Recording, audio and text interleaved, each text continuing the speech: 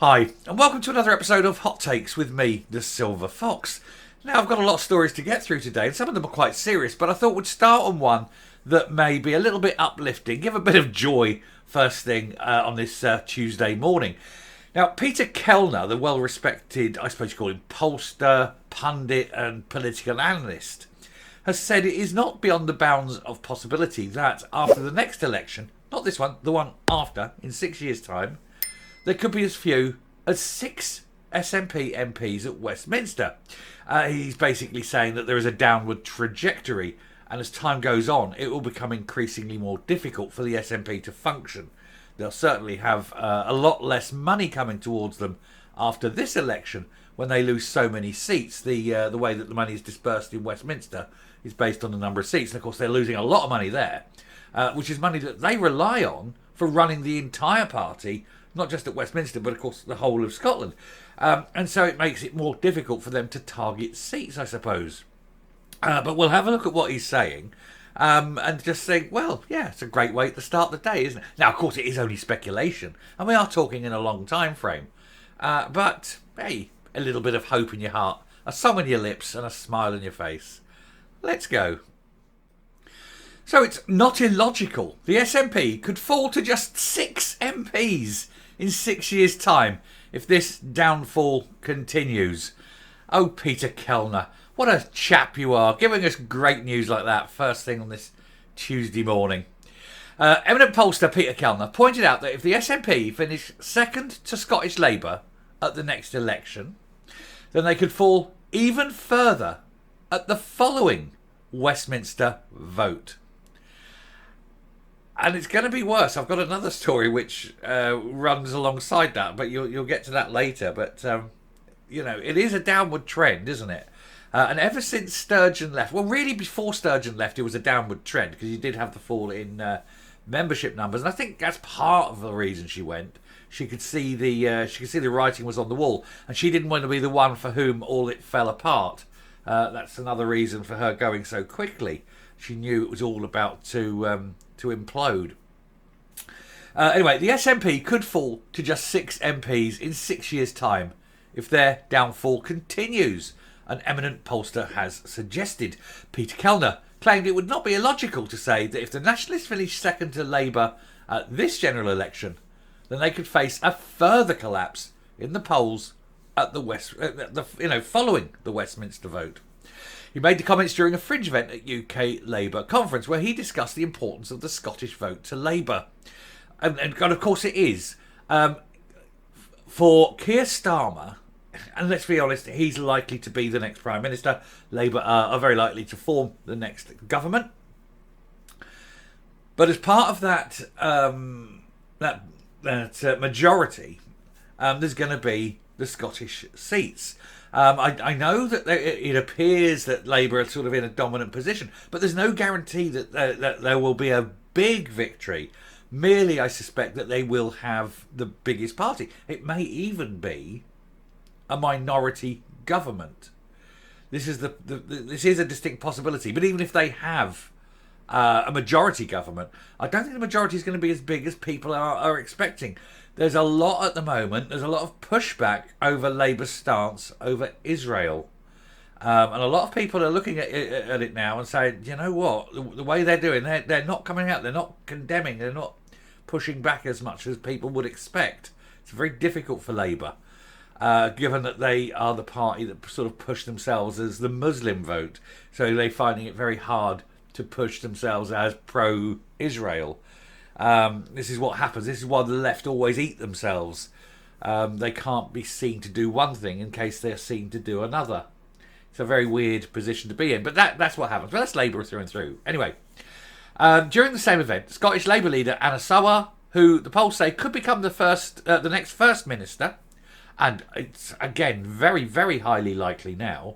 It's looking increasingly likely that there'll be, if not a Scottish majority, certainly Labour will have the Scottish most seats. You know, if not an outright, they definitely won't have an outright majority like SNP did the election before last, but they're likely to have the biggest party. So Yeah, and I know that the leader of the party does not necessarily become the first minister, but it tends to be the case, doesn't it? Anyway, Mr. Kellner, who was presiding, or was president of YouGov, gave his opinion on why the SNP is facing a collapse in the polls, as evidenced by the crushing defeat in Rutherglen and Hamilton West. And he pointed to the loss of the then popular, but no longer, Nicola Sturgeon. He said, what has changed is the reputation of the SNP. It's no longer about the leader. It's about the SNP's record in government on things like housing, health, poverty and so on. And it's got a pretty mixed record in some respects. It's not a very good record. Mr. Sawar, let me please correct you on that one. It's an appallingly bad record in every single aspect of policy. There is not one thing the SNP can point at and said, that's a good job. Not this current government, right? There's not one thing. Since the last Holyrood elections, the SNP have struggled to get anything through. And virtually every policy they've tried has failed. But also, virtually every policy they've tried has actually been a Greens policy. So no wonder it's failing, because the Greens are morons. I mean, you think the SNP are thick? Boy, they did nothing. They're like university professors compared to the Greens. Anyway, he went on to say, he says, the next election is very open. There's a chance the SNP will no longer be the third party at Westminster, because if the SNP drop below maybe 30 MPs and the Lib Dems get around 30, which is perfectly feasible due to tactical voting. I know, and it'd be good to see. It'd be good to see them drop to become what would be known as a minor party. And at that point, of course, they lose their seating arrangement. Because it's traditional that, you know, you have the government one side of the benches, the opposition flood the main side opposite the government, and then interspersed is the third party, usually the Lib Dems. But at the moment, it's the SNP, and then the Lib Dems are over there. So what will happen is that the SNP will have to go over there, and the Lib Dems will sit there, next to the Tories probably. Hey, anyway.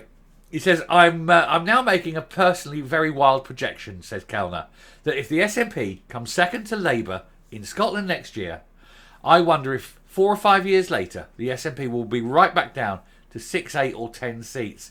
He says, that's not a prediction, he says, but if you want to go to a bookmaker, on your own head be it.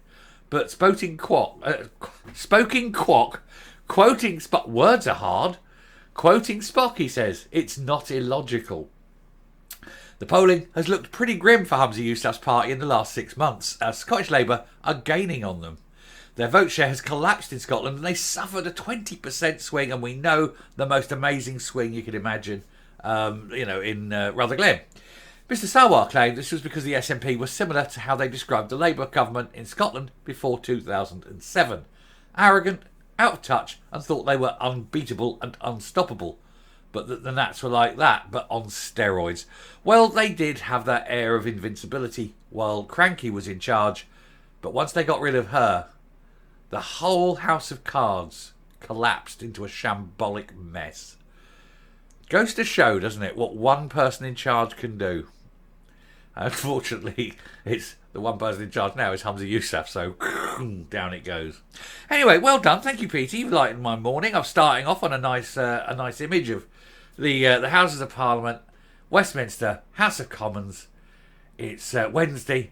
It's Prime Minister question time, and there's not an SNP in sight. Maybe one over there. Won't be Stephen Flynn though, will it? Anyway, I shall stop there and come up.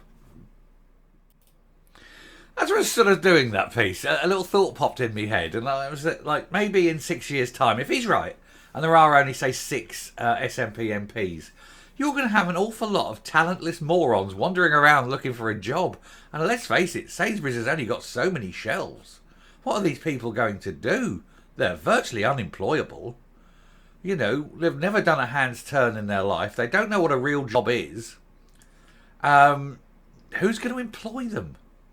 It's a very weird thing, isn't it? And would you employ a loser like that? Would you employ an anti-English racist loser in any capacity? Who knows? Who knows? I wouldn't. Anyway, I shall stop there. Thank you very much for watching. I hope this has been pleasant opening to the day. Put a smile on your face at the thought of only 6 seats.